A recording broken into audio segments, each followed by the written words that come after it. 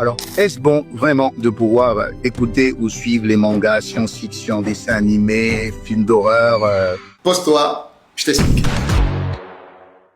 En réalité, nous vivons dans un monde où la culture populaire est faite par les plateformes. Voilà, les plateformes de films où on diffuse des mangas, où on diffuse des séries Marvel, où il y a des films d'horreur. Voilà.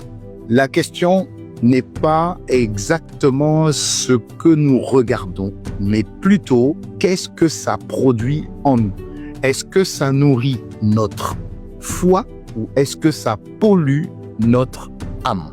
C'est la question qu'on doit se poser. Alors, la première chose qu'il faut comprendre, c'est que la Bible dit dans le livre de 1 Corinthiens 6, verset 12, la Bible dit « Tout m'est permis, mais tout ne m'est pas utile. Tout m'est permis, mais je ne me laisserai pas asservir par quoi que ce soit. » Donc, il faut se dire une chose. Le problème, c'est que quand je regarde ces films, j'avoue, moi aussi j'ai regardé. Ça n'a pas de souci par rapport à ça. Mais qu'est-ce que ça a produit en moi?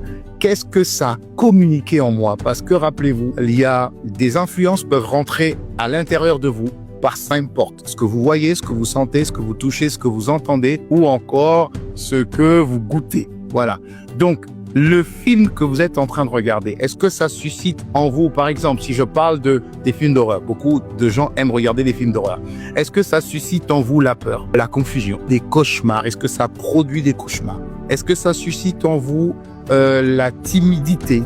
La Bible dit une chose importante dans 2 Timothée 1, verset 7, il dit « Car Dieu ne vous a pas donné un esprit de timidité ou encore de peur, mais un esprit de force, d'amour, esprit de sagesse. » Donc, si vous regardez quelque chose qui nourrit votre peur, c'est ouvrir une porte à un esprit de peur et donc au diable. Si vous regardez par exemple